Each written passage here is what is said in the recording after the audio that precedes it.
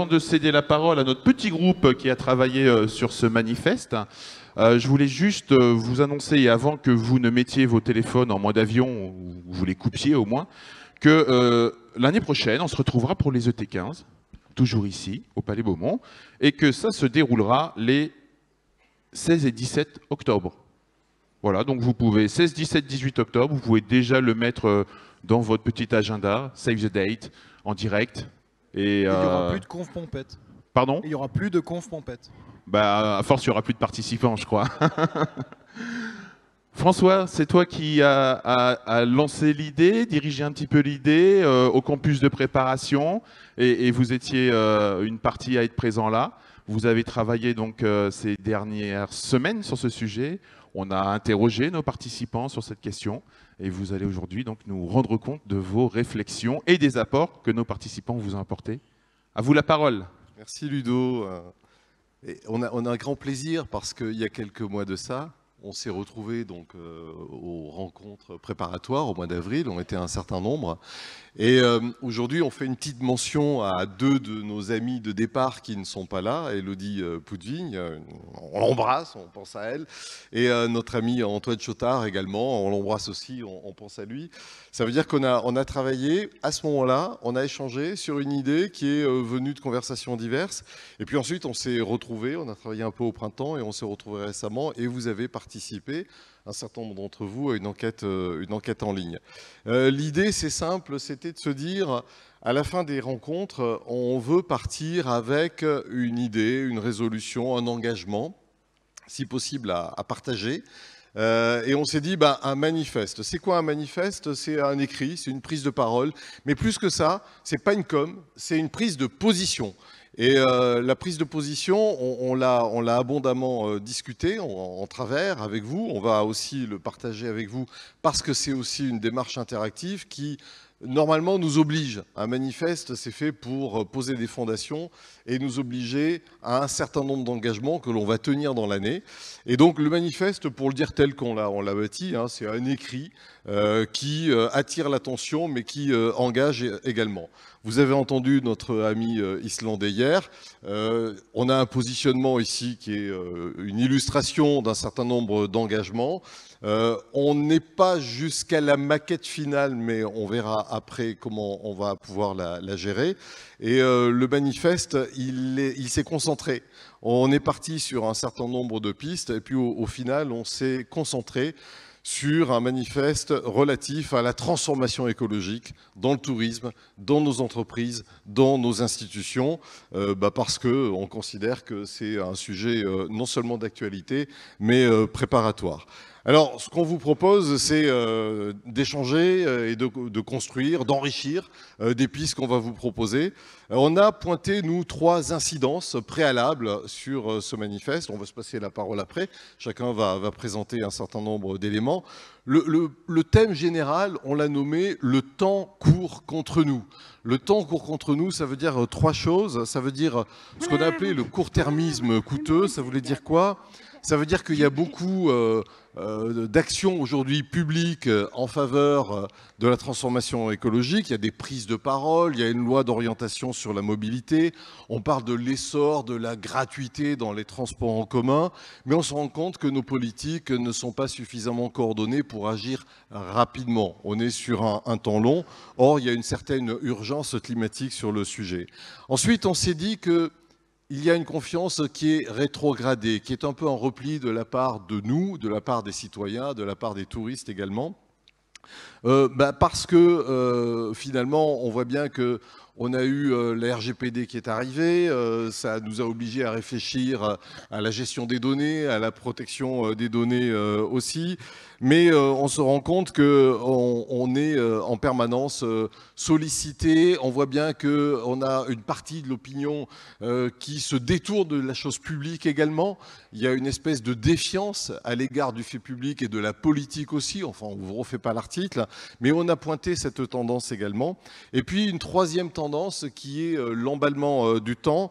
L'emballement du temps, ça veut dire quoi? Ça veut dire que, et on le vit chacun d'entre nous, l'étanchéité entre temps de loisirs et temps professionnel est moindre. Les outils digitaux nous aident à être de plus en plus performants, agiles, ouverts.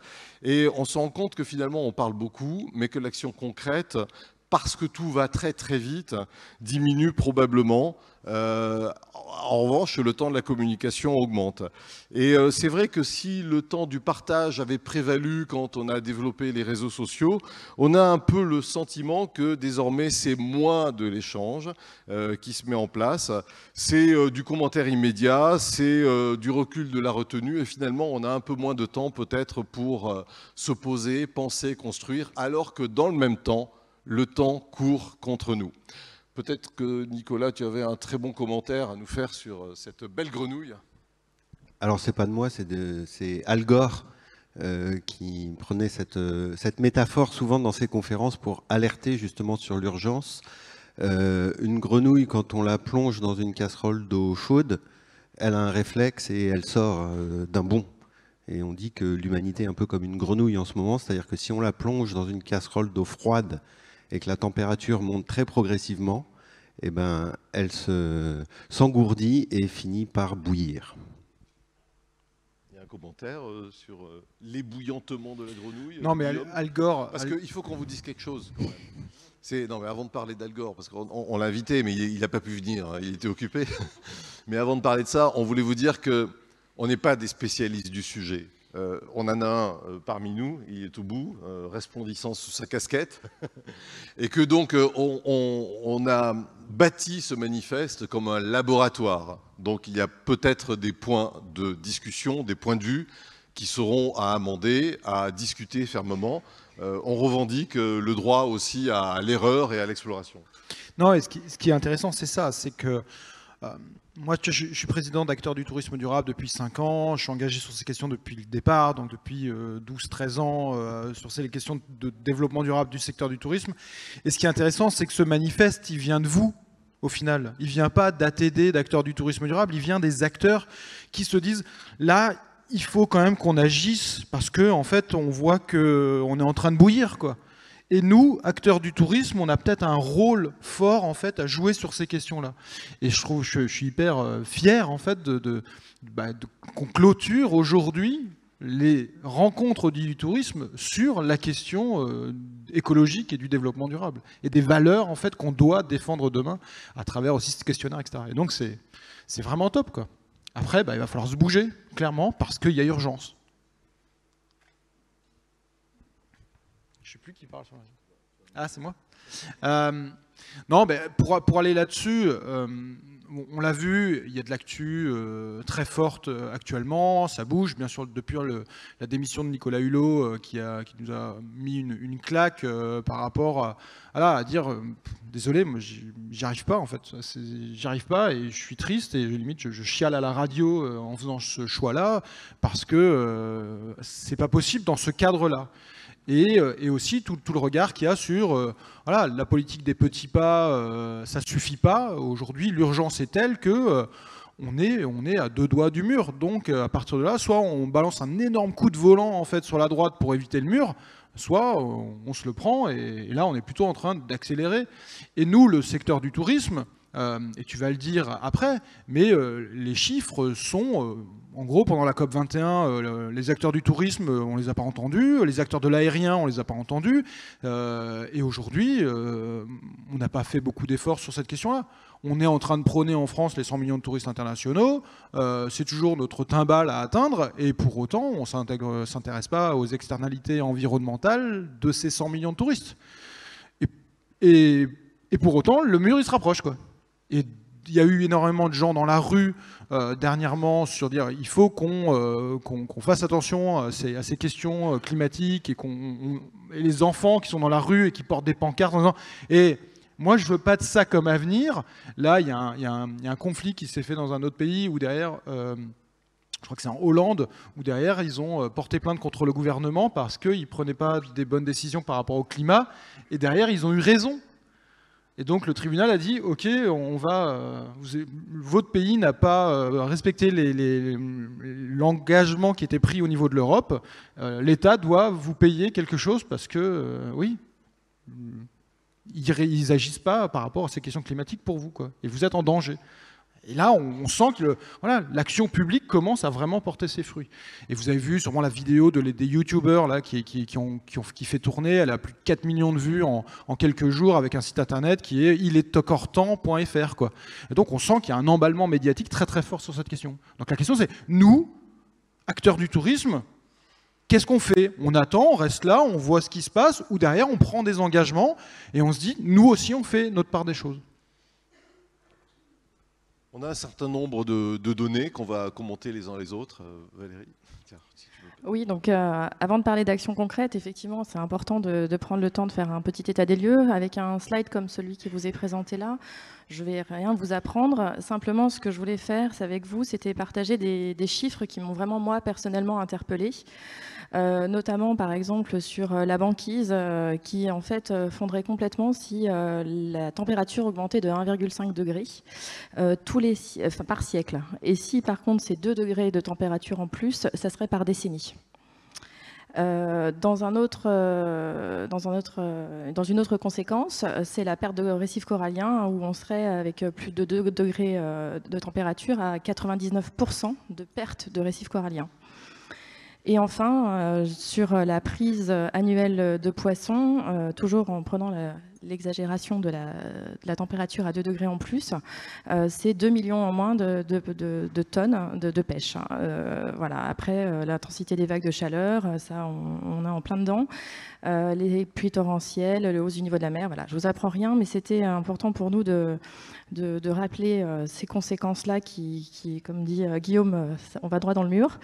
Et surtout, le GIC, c'est ça. Et donc, pour le coup, Valérie Masson-Delmat du GIC, donc le groupement intergouvernemental sur l'évolution du climat, nous dit ne pas dépasser 1,5 degré n'est pas impossible, mais cela demanderait des transitions sans précédent. Le petit truc à réduire, c'est juste la grande épaisseur de la flèche, celle des énergies fossiles.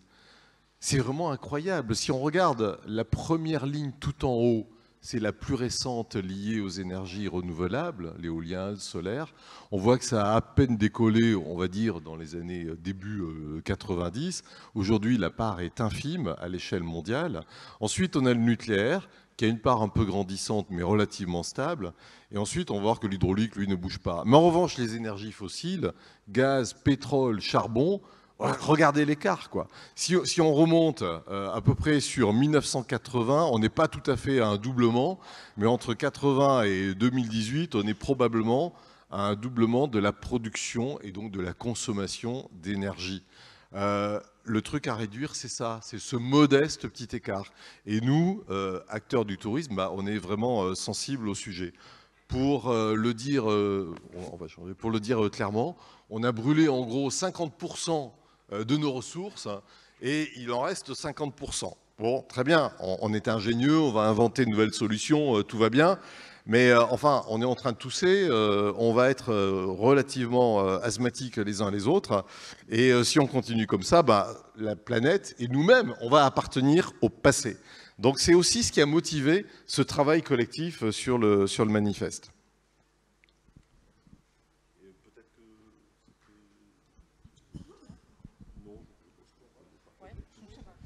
Non, mais en gros, l'empreinte carbone du secteur du tourisme, aujourd'hui, elle est forte. On parle de 8%, en gros, que l'ensemble des gaz à effet de serre sont liés en fait au tourisme, en intégrant les déplacements, en intégrant les hôtels, en intégrant la consommation de la bouffe sur les sites, etc.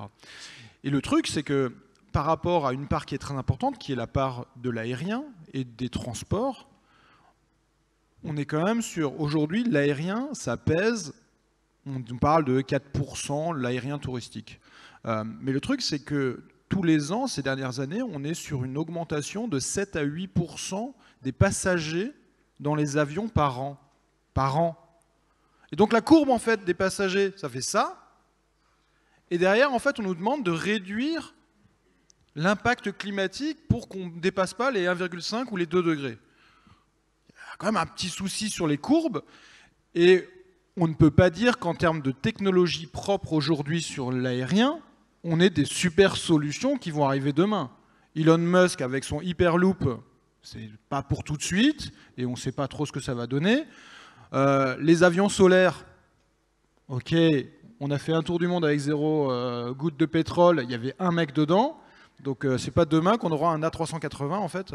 Donc c'est là où on peut se poser des questions parce que voilà, combien de tonnes de CO2 on a dans la salle, quel est le bilan carbone de cet événement? Je pense que c'est assez intéressant, ce serait limite très intéressant de le mesurer pour que chaque année on se dise bon, il faut qu'on le baisse, il faut qu'on le baisse, il faut qu'on le baisse. Bah, c'est aussi un engagement qu'on pourra prendre. Oui, je sais. Donc ça c'est quelque chose d'important. Et moi, j'ai mis cette image qui est assez symbolique de cette surfeuse, en fait, qui allait montrer l'hérésie de notre monde. Hein. Là, elle est voilà, à surfer. Il y a de l'eau en dessous. Hein.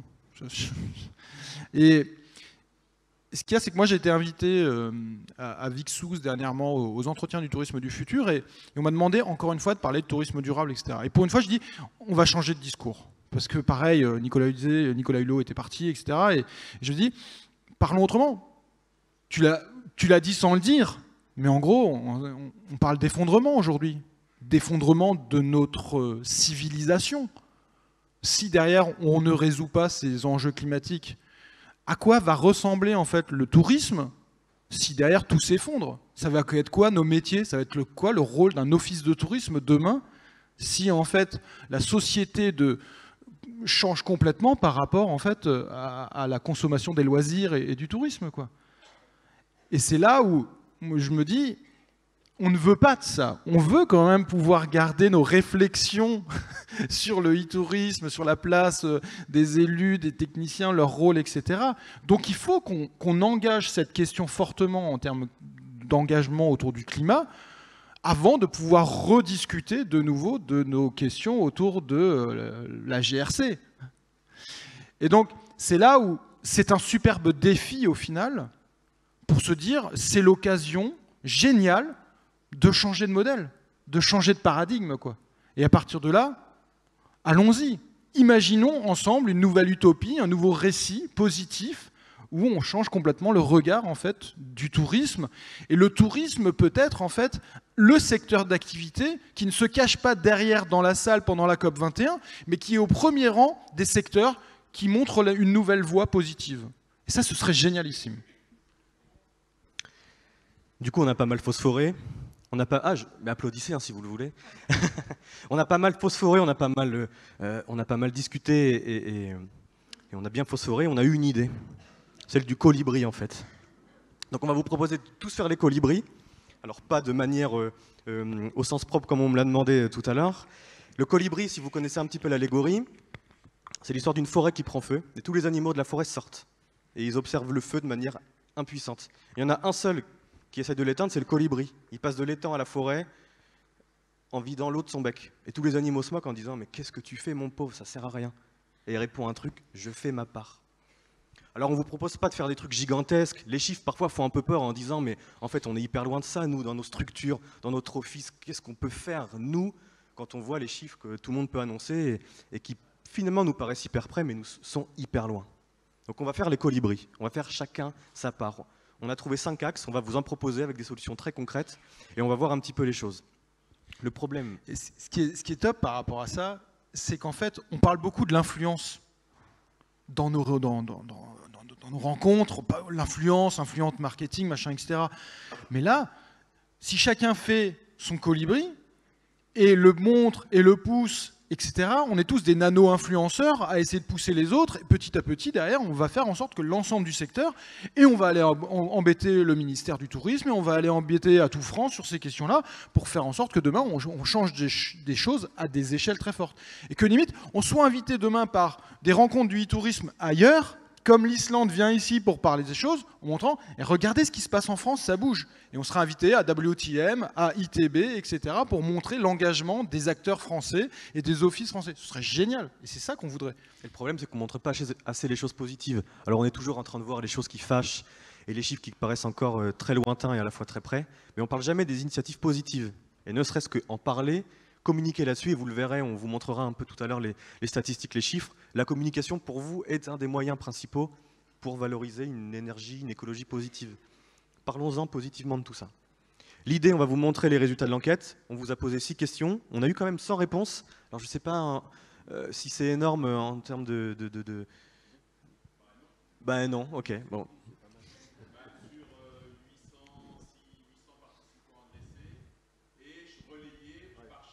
Oui, c'est vrai. Donc d'après Ludovic, c'est pas énorme. Mais c'est pas mal. On vous présente un petit peu les résultats et on passe tout de suite aux axes ensuite. Donc, on a été plutôt heureux, si je peux dire ça comme ça, des résultats de cette enquête, ou du moins sur la première question, où finalement on était raccord. Vous avez tous répondu qu'on avait tous un rôle en tant qu'acteurs du tourisme à jouer et sur tous les aspects, aussi bien sur le territoire, les habitants, les visiteurs et les offres locales.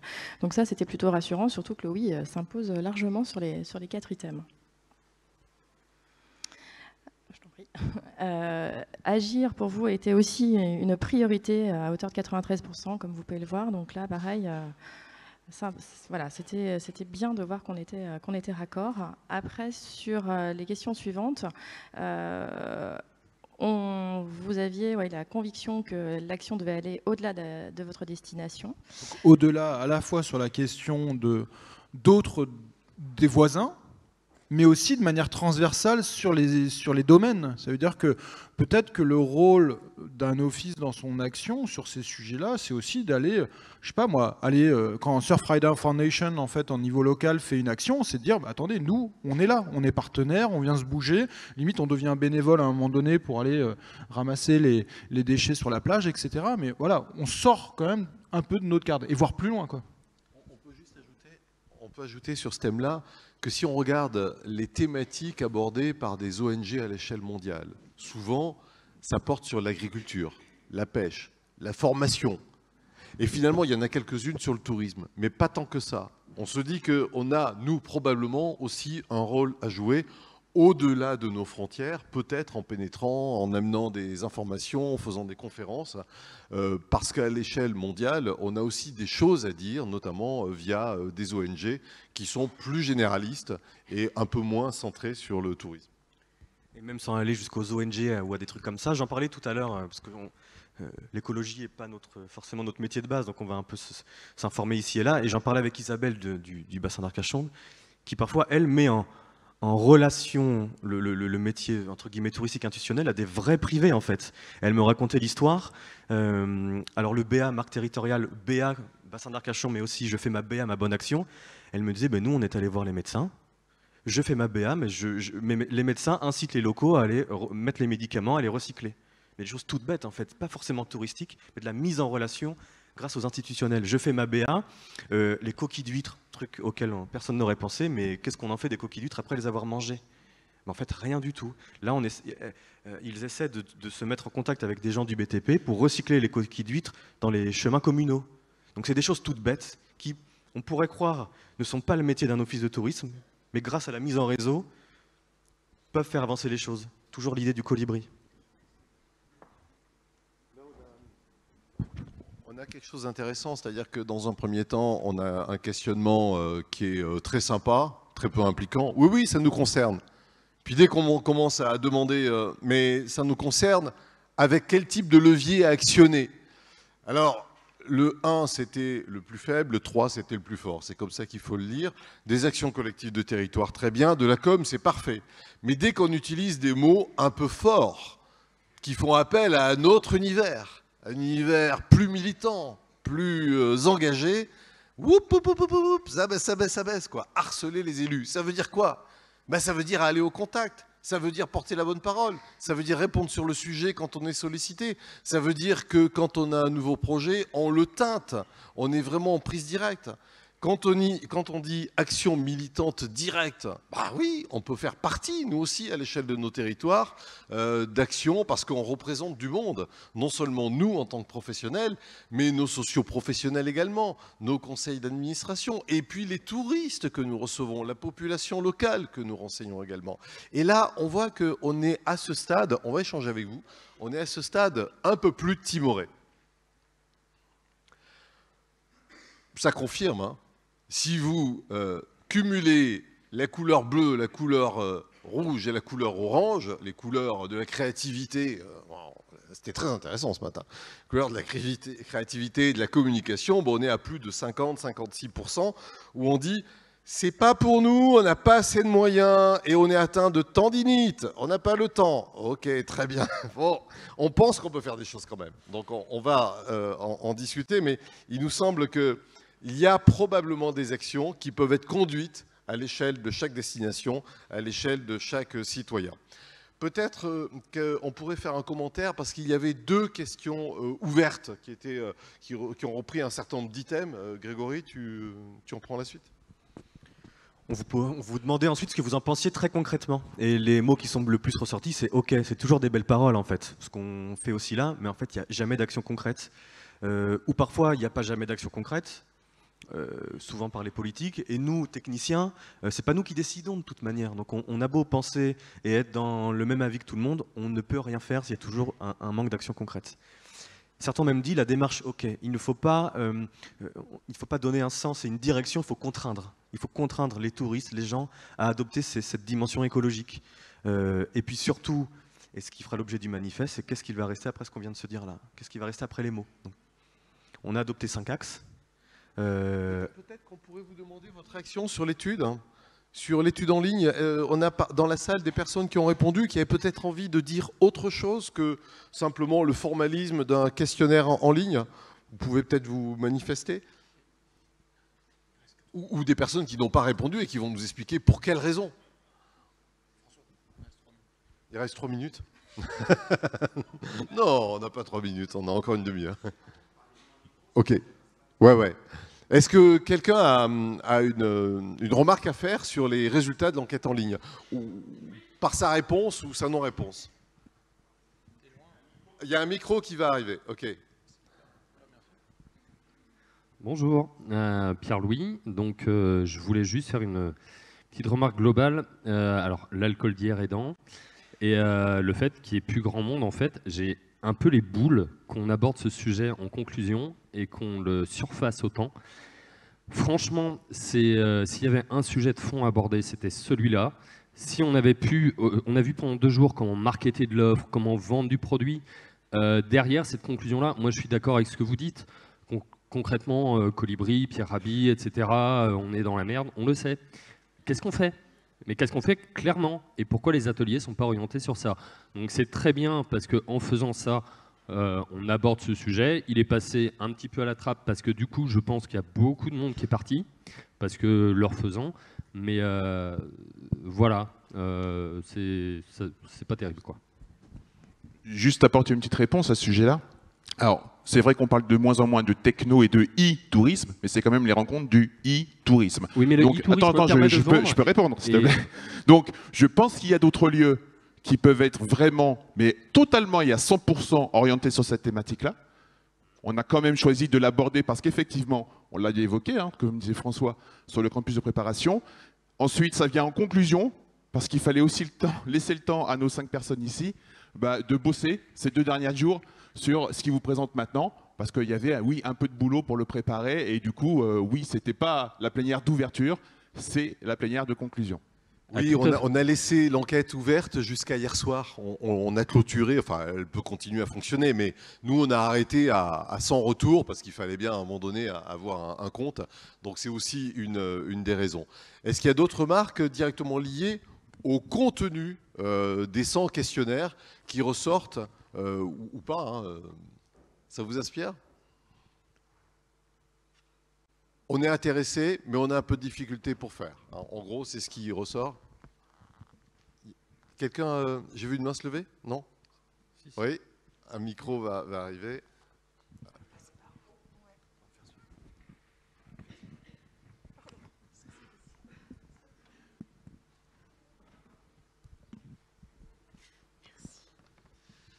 Bonjour, je suis Julie de Somme Tourisme. J'ai pas reçu l'enquête, enfin je pense que je l'ai reçue mais que j'ai pas dû la voir passer, donc c'est avec plaisir que j'y aurais répondu parce que à titre personnel je suis très investie dans cette démarche et je pense qu'il faut avant tout que ce soit une démarche personnelle qui ensuite influence justement sur notre lieu de travail. Donc nous on s'est posé la question, par exemple à Somme Tourisme, on voudrait mettre en place des choses pour, à notre niveau déjà, au niveau du staff, de l'équipe, de réduire nos déchets, dans les formations qu'on propose en interne, d'essayer de faire du 100% zéro déchet, et impacter les prestataires, travailler avec eux dans ce sens-là. Donc il y a des démarches concrètes qui sont mises en place sans forcément dire on n'a pas les moyens ou on n'a pas le temps de s'y consacrer, essayer de trouver des solutions pour pouvoir le faire quand même à notre échelle. Donc voilà, moi j'ai plutôt un regard très positif là-dessus et la raison du temps, je pense pas que ce soit une très bonne raison. À la limite, peut-être en effet essayer d'entraîner nos élus dans cette démarche-là, c'est peut-être un petit peu plus compliqué, mais le côté militant et harceleur me dérange pas du tout. Voilà. Ok, merci. On a une... Sophie. Merci. Donc Sophie Durville, prestataire touristique Île de la Réunion. Je suis ravie, moi, qu'il y ait ce sujet présenté à ce moment-là, c'est très bien et je pense qu'on pourra rebondir peut-être l'année prochaine pour développer ce thème. Étant de formation en écologie marine au départ, ça me touche particulièrement. Bon, juste sur l'île de la Réunion, bien évidemment, diminuer le taux CO2 avec l'arrivée, avec la nécessité de prendre l'avion, ça va être difficile. Par contre, on a un tourisme local aussi très important, on a un taux de fréquentation très important en local. Ce que j'aurais voulu rajouter, moi, dans le questionnaire que j'ai pas fait, mais j'y ai pensé depuis, c'est que on raisonne en termes de croissance touristique en donnant des chiffres, des données. J'entends toujours parler, moi je ne suis pas issue du marketing et de ces données-là, mais j'entends toujours parler de flux, de nombre de touristes, de chiffre d'affaires, donc c'est très bien. Mais est-ce qu'on ne peut pas amener la donnée environnementale, amener des paramètres environnementaux dans notre raisonnement pour atteindre une certaine performance touristique. C'est-à-dire, nous, on est performant parce que notre environnement, on a tant de visiteurs, on a tant de chiffres, mais on a aussi notre environnement. Enfin, quels paramètres, après, il faut les trouver. Chaque destination, chaque territoire doit les trouver en se donnant des objectifs, mais en disant, j'ai peut-être beaucoup de monde, mais au niveau environnemental, c'est 0. Donc ma performance, elle n'est pas bonne. Voilà, c'était juste ma petite remarque. Merci, on va l'évoquer. Bon, écoutez, on vous propose d'examiner nos 5 axes. Le premier, c'est Valérie qui va l'aborder. Il porte sur le digital. Hein. On reste dans les rencontres de l'e-tourisme. Justement, je voulais le dire, le paradoxe on assume cet axe-là. On est en rencontre du e-tourisme. On parle de stratégie numérique tout le temps dans nos quotidiens. Et pour autant, il y a une prise de conscience sur cet aspect-là aussi, parce que le digital, il impacte énormément. Il participe au dérèglement climatique et il augmente en moyenne de 9% chaque année. Donc, pour le coup, ce qui est aussi important et qui m'a également interpellée, c'était le fait que le numérique devrait émettre en 2020 autant de CO2 que l'Inde en 2015. Donc, dans ces rencontres, cette année, on a quand même vu des exemples. Moi, je sors de l'atelier là sur Digital Detox. Typiquement, il y a des solutions. Et avec cet effet colibri de Pierre Rabhi, avec la sobriété heureuse, eh bien, on peut trouver ensemble des exemples qui vont vous paraître peut-être un peu des fois bêta, si je peux dire ça comme ça, ou des choses qui sont, voilà, l'effet colibri, chacun fait sa part. Donc au niveau des exemples, c'est par exemple la revalorisation des éditions non distribuées, donc avec du papier recyclé, mais surtout la possibilité de revaloriser le papier et de gagner de l'argent comme ça. Bien sûr d'ajuster au maximum les stocks. On voit encore trop souvent des brochures qui sont jetées. Pour le coup, sur les serveurs, ça c'est Guillaume qui avait... tu veux développer ou... ouais. Non, mais en gros, c'est juste de se poser la question, où sont mes données aujourd'hui, sur quel serveur, c'est quoi la boîte qui gère ça, et est-ce que derrière, en fait, ils alimentent ces serveurs avec des énergies renouvelables ou avec du fossile, et juste se poser la question, et d'aller creuser un peu la solution. Et après, c'est un peu l'entrée sur plein de choses, c'est juste, intéressons-nous, en fait, à chaque fois qu'on fait un achat, de se dire, attends, mais quel est l'impact de ça, et se poser un peu et d'intégrer une vision environnementale là-dessus. Et sur les serveurs, c'est quand même une question parce que les serveurs, c'est une vraie problématique d'impact climatique, quoi. Et de la même manière sur les serveurs, moi j'ai été étonnée de voir qu'en fait, on est tous incités à faire une recherche avec des mots-clés les plus précis possibles, de façon à moins solliciter les serveurs aussi. De la même manière, quand on va sur les sites et qu'on connaît déjà l'URL, on va la saisir directement dans le champ. C'est toujours ça aussi de gagner. C'est vraiment là des mini-trucs que je vous donne, mais c'est vraiment c'est notre instant truc et astuce. Pour les mails, pour le coup, Guillaume nous a parlé de cet outil qui s'appelle CleanFox, que je vous invite à aller voir, qui est une application gratuite et qui permet de supprimer les mails à archiver et ceux non lus au bout d'un certain temps. Enfin voilà, il y a du paramétrage, mais pour le coup, il y a aussi une action de ce point de vue-là pour réduire l'impact du digital. La prolongation de la durée de vie de nos appareils, donc là ça peut être de prolonger de 6 mois l'utilisation de notre téléphone portable et ne pas courir tout de suite à l'équipement du dernier iPhone et autres. Il y a aussi sur la réduction du taux d'équipement, l'exemple type c'est d'utiliser le téléphone à la fois pour des besoins personnels et aussi des besoins professionnels. Voilà, c'est quelques exemples qui permettent d'illustrer ce premier axe qui s'inspire grandement d'une position de colibri.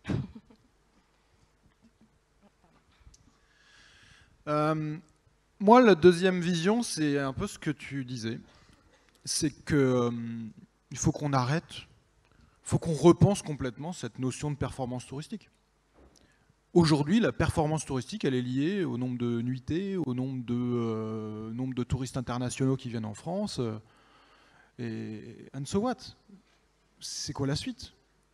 Aujourd'hui, on doit essayer de se dire, l'ambition aujourd'hui des élus, c'est de dire je veux rentrer dans le top 10 des destinations, machin, etc. Et ce top 10, il est fait sur quoi? Il est fait sur le nombre de touristes ou le nombre de nuitées.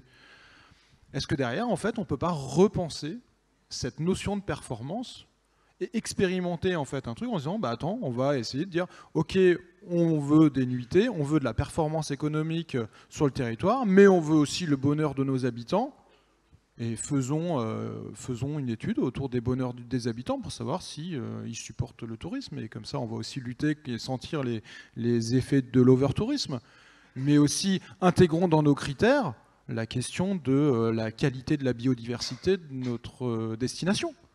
Et essayons de faire en sorte que nos objectifs, c'est pas juste l'économique, mais c'est en fait d'atteindre ces objectifs-là en entier.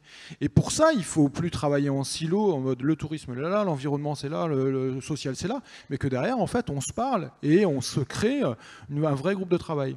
Lundi, j'ai rendez-vous avec le chef de service tourisme du ministère des Affaires étrangères, qui est venu me voir en fait à Topresa et qui me dit Guillaume, il faut qu'on se voit parce que là on commence à nous embêter de plus en plus sur nos 100 millions de touristes internationaux, je veux d'autres critères. Donc là on est concret. Alors le ministère on va dire clairement, mais go, travaillons sur cette question. Et l'un des points pour aller encore plus loin demain, c'est pourquoi pas on pourrait expérimenter, et c'est ce qui se fait dans d'autres secteurs dont l'agriculture, la question de la comptabilité triple capital. Et aujourd'hui, nos entreprises, nos collectivités, elles sont sur une comptabilité financière. Si demain, en fait, ta comptabilité, elle intègre en fait les externalités de l'environnement et les externalités du social, eh ben, ton Paris-Barcelone à 19 € sur EasyJet, c'est plus le même prix, quoi, hein. Parce que tu vas intégrer les problématiques de carbone, de climat, les mecs mal payés, et là, on paye le vrai prix. Après, oui, c'est un problème. Après, ça change complètement en fait nos dépenses, nos choix, nos consommations, mais on paiera le vrai prix des choses. Et pourquoi dans le tourisme on ne pourrait pas commencer à s'inspirer là-dessus, réfléchir, creuser en fait le sujet et je sais pas, on fait un groupe de travail avec des offices de tourisme qui décident de lancer et d'expérimenter après sur 1 ou 2 sites et on voit et on fait remonter ça et on en parle et on fait les colibris autour de ça. Pourquoi pas? Mais déjà, de manière très simple, poussons en fait les élus à ne pas avoir simplement en fait des ambitions chiffrés sur l'économie et l'impact économique, mais sur d'autres critères qui sont aussi sur le social et sur l'environnemental. Notre manière de faire de la promotion aussi impacte énormément. Aujourd'hui, on est devenu dans un monde du tout Instagrammable, du tout beau. On n'est plus dans le « je pense donc je suis », mais dans le « je pose donc je suis ». La photo doit être la plus lisse possible. Même nous, community managers, communicants, on cherche la performance des contenus. On cherche à créer des personas, à trouver des cibles auxquelles s'intéresser, etc. Et si notre destination devenait désirable, oui, mais est-ce que l'écologie n'était pas aussi, ne devenait pas désirable? Est-ce qu'on n'essaierait pas que nos futurs voyageurs viennent aussi chez nous parce qu'on a rendu certaines prestations touristiques, on a valorisé certains prestataires qui font de l'écologie, ou enfin qui font de l'écologie, ou en tout cas qui sont éco-citoyens? Pourquoi on ne rendrait pas ça, tout ça désirable? Donc on a des choses toutes bêtes. Quand on est chaque année en train de faire le plan d'action marketing, etc. Pourquoi la cible, entre guillemets, écolo ne deviendrait pas un persona à part entière? Pourquoi dans ma stratégie social media, ma stratégie de contenu, je ne valoriserai pas des prestataires qui eux-mêmes ont des gestes comme ça dans ma stratégie de contenu au quotidien, dans mes brochures, etc. On n'en parle pas du tout aujourd'hui, c'est pas un sujet. Et le problème de l'écologie, c'est qu'on l'aborde souvent avec quelque chose de très anxiogène ou un peu d'obligatoire. Mais non, si on en faisait quelque chose de très désirable, d'instagrammable, entre guillemets. Ce qu'a fait l'Islande, le message rendu et donné à chaque visiteur. C'est tout bête, mais c'est à force de marteler le message, c'est à force de le marteler qu'il passera, ou en tout cas qu'il se diffusera au plus grand nombre. Et surtout des choses toutes bêtes, mais on crée de l'événementiel. Pourquoi on ne créerait pas de l'événementiel? Pas en s'adossant forcément à des ONG, mais nous, des événementiels un peu éco-citoyens. Et on rendrait l'écologie hyper désirable. Ça, c'est ce qui a été fait. C'est ce qui a été fait à Amsterdam, où il y a eu une collecte de déchets sur les canaux. Il n'y a rien d'anxiogène, hein, il n'y a pas de message d'alerte, etc. Ça devient un aussi bon moment instagrammable à partager que celui-ci. Hein. Et donc c'est ça peut-être l'idée. Comment dans notre stratégie au quotidien, dans nos plans d'action, on arrive à intégrer l'écologie, mais pas de manière punitive ou un petit peu chiante pour parler vulgairement, mais hyper désirable, hyper instagrammable. Et regardez ce qui se fait à Bordeaux. Enfin, l'espace Darwin, qui montre la voie énormément sur plein d'engagements, avec le festival Climax, qui est un festival végétarien. Les mecs, ils se sont engagés derrière, et il n'y a que du végétarien en fait sur le festival. Et les gens, ils font pas la gueule, quoi. Ils s'adaptent, et en fait, on montre que c'est possible. Et derrière, ils ont réduit les déchets énormément, et enfin, l'engagement, et ça montre juste que tu peux faire des festoches et des événements hyper incroyables, hyper sympas, avec de la zik, avec de la musique, avec de la bière de pays. Enfin, on s'amuse, on boit, on picole. Mais derrière, notre impact, il est hyper réduit. Et ça fonctionne très très bien. Donc c'est possible, ça marche.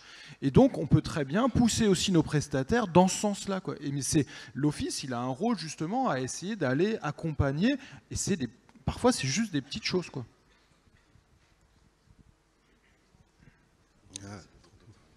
Trop tôt la photo. Pardon. Merci. Moi, je voudrais partager avec vous ce qui relève d'une intuition et d'une conviction.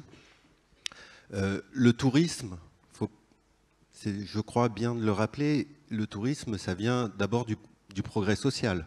On ne va pas refaire toute l'histoire du tourisme, du tour des aristocrates anglais, mais les congés payés, 1936, voilà, aujourd'hui, ceux qu'on vous accueillez sur vos territoires, c'est les héritiers de cette époque.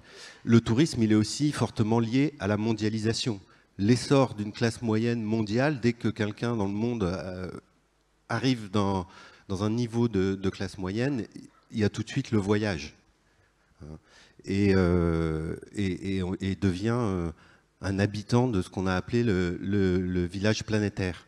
On l'a dit, c'est martelé en France depuis quelques années, objectif 100 millions de visiteurs internationaux. Et là, je ne parle même pas des sujets d'overtourisme. Je pointe simplement que, en disant ça, le tourisme, on est sur un concept d'hospitalité. D'ailleurs, l'hébergement, Accor, les anglo-saxons, ils appellent ça l'hospitality. Et aujourd'hui, quand on a un bateau, c'est évidemment qu'un symbole, enfin pas que, qui arrive avec quelques centaines de migrants qui fuient la famine, qui fuient la guerre de leur pays, ça provoque une crise politique en Europe, on ferme et on se replie. Ma conviction, c'est que ça ne sera pas possible, ça ne sera pas tenable dans notre monde, ceux qui puissent traverser les frontières, même si c'est que pour voyager, et d'un autre côté, ces crises, sans compter les réfugiés climatiques qui vont arriver, provoquent un rétrécissement nationaliste, si on peut dire. D'ailleurs, on note que les climato-sceptiques sont les mêmes que ceux qui veulent fermer les frontières et ravivent le nationalisme. Un petit clin d'œil, nos collègues de l'UMI, le syndicat que tout le monde connaît des hôteliers restaurateurs, ont eux-mêmes d'ailleurs interpellé le gouvernement par rapport à cette question-là et sur la question de la pénurie de main-d'œuvre en disant mais nous, donnez-leur des papiers, nous, on veut bien les faire travailler. Alors, c'est pas si simple, mais c'est quand même un clin d'œil. Donc, l'idée, c'est, je pense que quand on travaille à la valorisation d'un territoire, à sa mise en tourisme, on doit aussi penser à cette relation entre le local et le mondial, parce que c'est aussi ça la mise en tourisme, et donc à prioriser un tourisme qui est ouvert sur le monde. Alors c'est pas très concret, je pense qu'il va falloir qu'on invente ensemble ce que ça veut dire aussi, et un tourisme qui doit rester, et là je rejoins totalement ce que disait Guillaume, c'est certes une industrie, c'est des emplois, mais c'est d'abord une activité profondément humaine, une activité de rencontre, d'échange. Et donc il y a aussi une nouvelle forme d'hospitalité à inventer. Et ce qu'on disait avec l'exemple de la triple comptabilité, les indicateurs, ils ne doivent plus être que purement quantitatifs et purement économiques.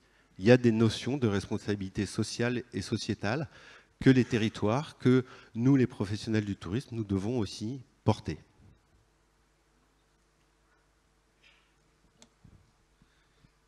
J'aime beaucoup cet auteur, Paul Gruchot, qui est à la fois, il n'existe plus, hein, il dessinait il y a quelques temps, mais qui est à la fois un auteur, un universitaire et un écologue de premier plan, et qui a pas mal écrit sur l'occupation de l'espace, l'occupation des prairies dans les plaines centrales américaines, qui s'est vraiment immergé, pour pas dire enterré, enfoui au plus près des réalités.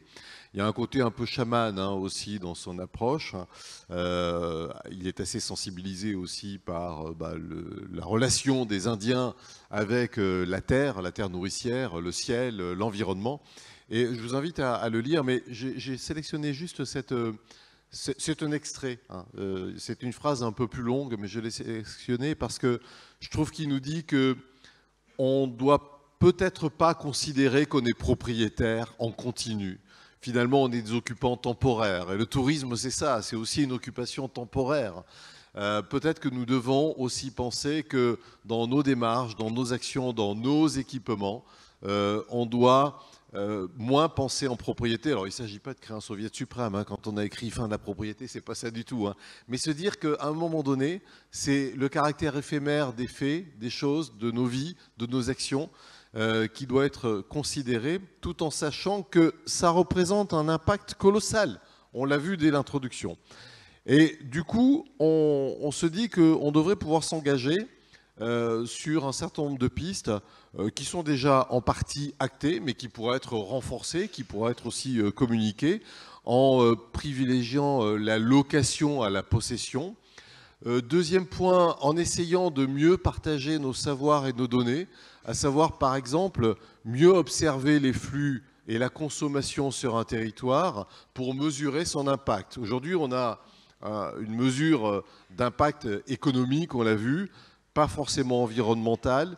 On a une très belle remarque qui a été faite par Nicolas Martin sur Bordeaux à propos de l'overtourisme et qui disait Nous, on a bien parfois des moments de forte densité à Bordeaux. Hein. La progression de la ville de Bordeaux est superbe.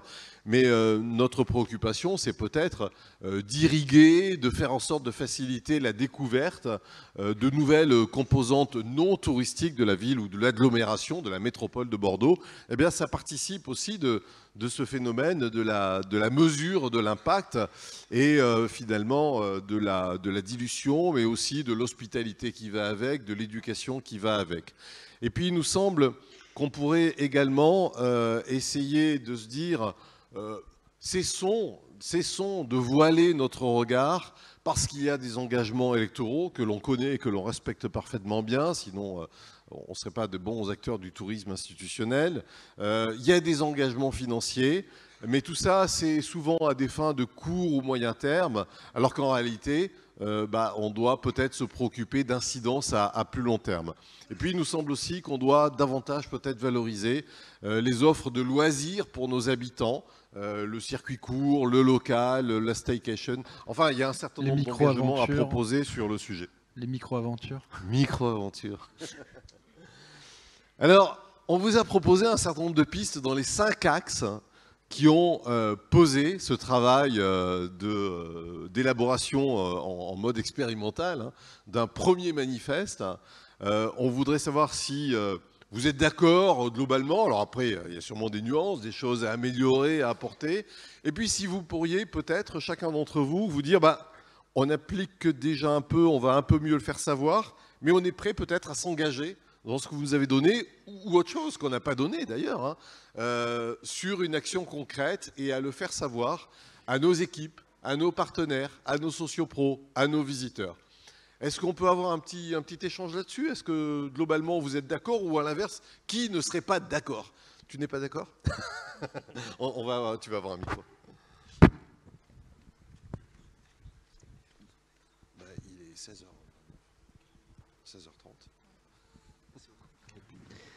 Bonjour, donc je suis Sébastien de la société CEL Associés, donc on avait un stand sur le salon, c'est la première fois qu'on vient vous voir. À notre petite échelle, on essaye de faire donc, alors nous on va peut-être plutôt dire du développement durable, mais comme vous avez abordé les phénomènes un peu sociétaux, finalement ça se croise. Notre objectif c'est de faire du revenu management, donc à la base c'est comment on gagne beaucoup d'argent, pour faire très simple. Mais fondamentalement, c'est comment est-ce qu'on aide les acteurs touristiques, et nous, en l'occurrence, c'est les hébergeurs, à essayer d'augmenter leur rentabilité et leur marge au quotidien. Ce qu'on constate, c'est qu'aujourd'hui, il y a énormément en fait, de ces structures qui sont en souffrance. Il faut rappeler qu'en 2017, par exemple, si pour donner juste un chiffre, il y avait 17 000 hôtels, il y en a 800 qui ont disparu. Et sur ces chiffres-là, en fait, une des raisons, c'est en fait, un manque de soutien, un manque de compréhension et un besoin en fait, en gain en maturité finalement encore ce secteur touristique et l'émergence de la disruption sur le tourisme qui finalement fait relativement de mal finalement à ce marché, même si c'est évidemment très intéressant et ça donne beaucoup de nouvelles idées. L'idée c'est qu'en fait derrière ce que je pense c'est que pour pouvoir aborder ces problématiques-là, il faut qu'il y ait encore plus de maturité et encore mieux en fait de certitude et une croissance réelle sur le tourisme parce qu'ils sont relativement pris les professionnels dans leur quotidien. Et c'est très difficile pour eux d'arriver à penser à ça. Alors évidemment, dans la logique, il faudrait dire, c'est pas que des problèmes de riches, entre guillemets, c'est même avec nos petits moyens, il faudrait qu'on arrive à faire les choses au quotidien. On pourrait réduire par exemple les machines, le linge, etc. dans les hôtels, ou choses comme ça, ce qui pourra avoir les impacts sur l'écologie. Mais fondamentalement, ce qu'on pense, c'est que évidemment, il faut y aller, et ça doit passer par une croissance relativement globale et une évolution finalement de tout le secteur. Et donc nous, par exemple, on a déployé sur le cadre de la Charente-Maritime un observatoire, dont cet observatoire est en partie, l'intérêt, c'est de surveiller la dépendance de ces acteurs-là à la distribution électronique, qui leur coûte beaucoup d'argent finalement. Et finalement, on se rend compte que dans le cadre du développement durable, si on arrivait à utiliser mieux cet argent et que justement on pouvait imaginer des leviers de conversion et qu'on puisse mettre un petit peu de cet argent dans l'écologie, ou entre guillemets faire comprendre aux consommateurs qu'ils pourraient investir dans là-dedans, ça pourrait être un des premiers axes, un premier moyen finalement de travailler là-dessus. Okay. Voilà. Merci pour ce témoignage. On va peut-être, Brice, puis après on va On regarde l'heure, hein, parce qu'on termine là. Oui, moi je m'appelle Brice Dution, je suis prof au Conservatoire des Arts et Métiers. Moi, dans ma carrière professionnelle, avant d'être enseignant, il y a plus de 25 ans, j'étais membre d'un cabinet ministériel qui s'occupait d'environnement et d'écologie. Ça en pose. Hein, et ça ouais, non mais justement, je vais vous faire un petit témoignage rapide. En 1992, il y a eu le premier sommet de la Terre à Rio, avec un engagement, l'agenda 21. C'était formidable. Moi, j'ai beaucoup voyagé. À l'époque, je ne me posais pas la question de mon bilan carbone. Aujourd'hui, je me la pose, mais ce n'est pas là-dessus que je veux vous alerter aujourd'hui. Moi, je suis convaincu aujourd'hui, je soutiens absolument la démarche. Je trouve que la charte, c'est une bonne idée, mais je pense qu'il faut aller au-delà. Ma crainte, c'est qu'on va se retrouver dans un an, au même endroit, à peu près à la même date, et qu'on sera à peu près d'accord pour valider une version 2 de la charte, et que finalement les choses auront changé finalement assez peu. Je pense qu'il y a deux acteurs qu'il faut impérativement mobiliser autour de ce sujet aujourd'hui. Le premier sont les élus et principalement, je pense, les acteurs de la politique publique à l'échelle de l'État. On est en France, on n'est pas dans une autre république, donc ça veut dire qu'aujourd'hui, notre avenir dépend largement de la politique publique. Je suis heureux de savoir que Guillaume va aller rencontrer Clément lundi prochain, si j'ai bien compris. Mais je pense qu'aujourd'hui, il faut absolument responsabiliser l'État sur cet engagement absolument indispensable pour qu'aujourd'hui, il y ait des politiques publiques coercitives. Et je pense que là, c'est la première ambition. Alors bien sûr, c'est naïf ce que je vais dire. Puis je n'ignore pas la situation du ministre de l'Environnement qui a démissionné il y a quelques semaines et le nouveau qui vient d'arriver. Mais je pense que s'il y a une fenêtre de tir intéressante, il faut la jouer à fond. Sinon, dans 10 ans, la réponse sera toujours la même. Et puis, le deuxième type d'acteurs sont les entreprises.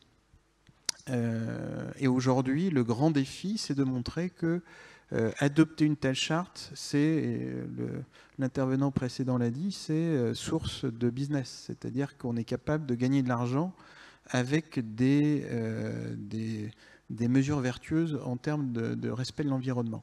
Alors, il y a deux propositions moi, qui me viennent très vite à l'esprit. Il y a un exemple passionnant en Europe, c'est l'Autriche, qui a depuis très longtemps adopté beaucoup de mesures environnementales. Je ne parle pas du tout, bien sûr, de la politique publique et du gouvernement autrichien, je parle des entreprises du tourisme en Autriche, qui, à mon sens, sont celles qui ont le plus développé cette relation vertueuse à l'environnement, et ce serait sans doute intéressant d'avoir une vraie réflexion et sans doute peut-être en tirer un certain nombre d'éléments.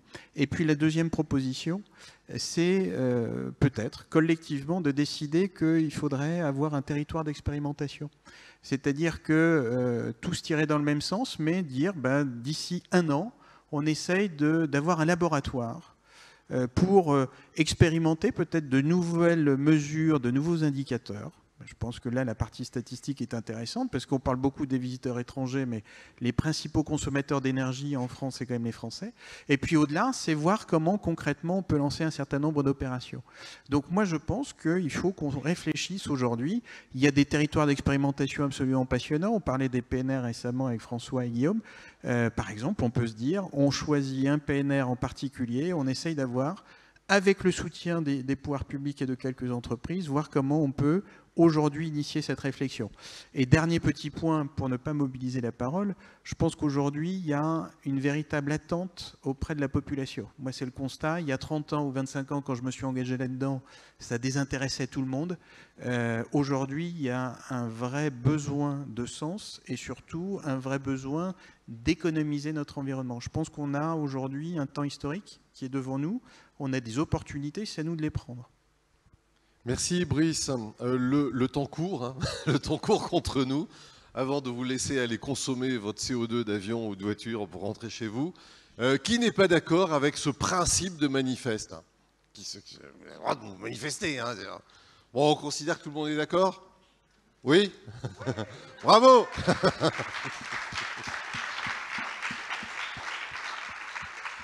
Donc on en fera un bilan l'an prochain de vos actions concrètes.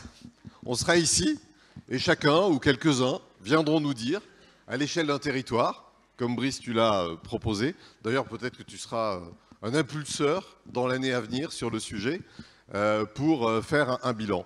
Et puis On voudrait se quitter sur une bonne nouvelle. On voulait regarder cette... On voulait regarder juste cette vidéo conclusive. Le Monde a sorti cette info. Une entreprise suisse a fabriqué un concept, une machine, qui bouffe le CO2 et qui le transforme en cailloux. Alors on est sauvés. On est sauvés. Il y a le lien, ouais. Ouais. Ah, pardon. Oh. Ah oui, il est là, ouais. Ouais, mais... Ah. Ah, mais le lien, il est dedans. Il est dedans. Ok. On va y arriver.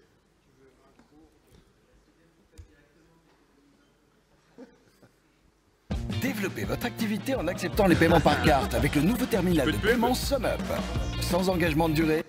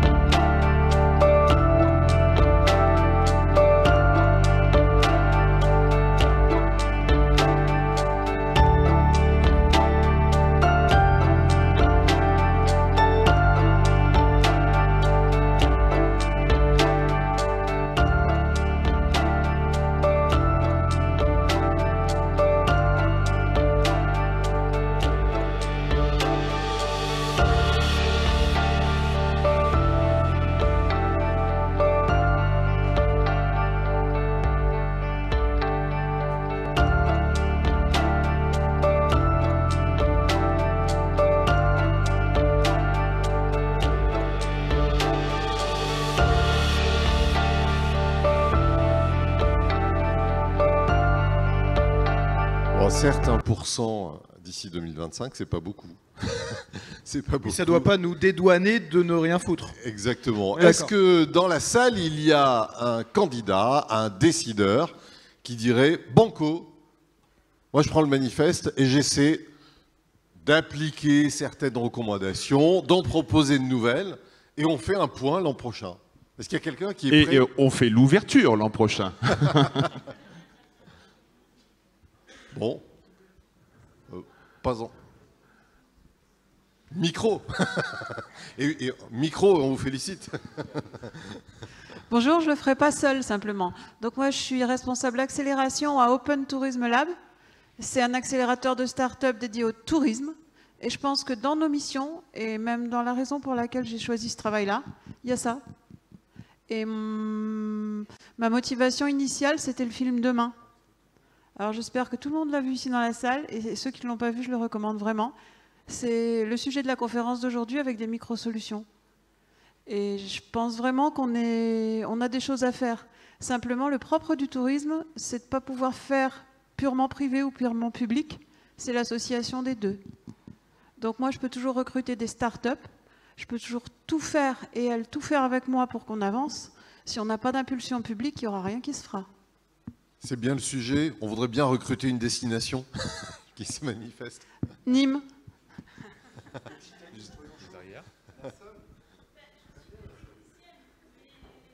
Mais tu peux relayer. Ok, bravo. Bah écoutez, bravo, merci. Un cas concret. Vincent Payette. Micro. La Réunion en première position.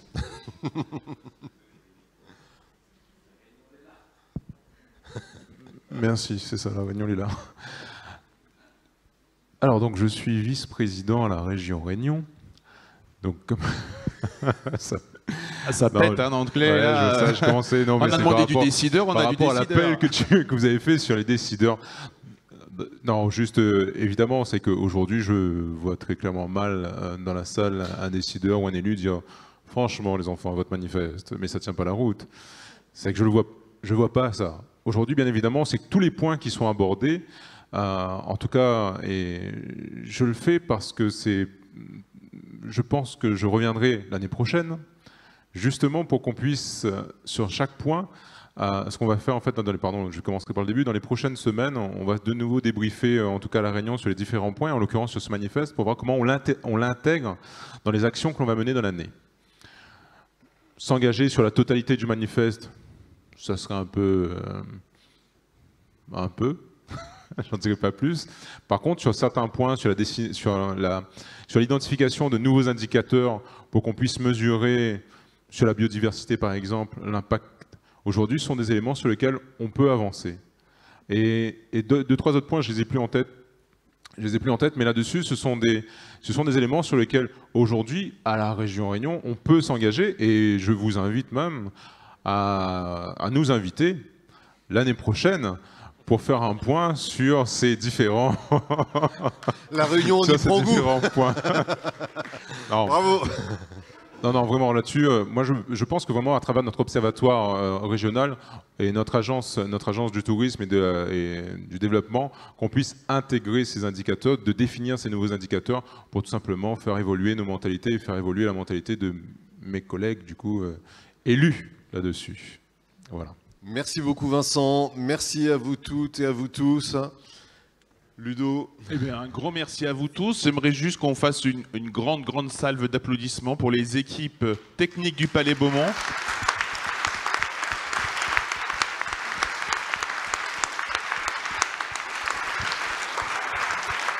Parce que d'année en année, leur prestation est toujours de grande qualité et qu'ils ont toujours plein d'idées pour aller encore plus loin et c'est super. Et puis un big up à toute l'équipe d'Unitech, Laurent Pierre, Charlène, Paul-Antoine, j'oublie les autres, mais voilà qui la cheville ouvrière de toutes ces rencontres. Je vois Maria Alberola aussi, notre photographe, et les étudiants d'Agest et de Pau qui ont participé aussi à votre accueil, à toute la logistique. Et à Ludovic Dublanchet. Merci. Et voilà, on vous fait tous une grosse bise, on vous souhaite bon retour ou bonne balade dans la ville de Pau, puisque y en a quelques-uns d'entre vous qui vont rester pour visiter un petit peu. À l'année prochaine au pire, et puis sinon, on se croisera sur vos territoires peut-être d'ici là. À bientôt.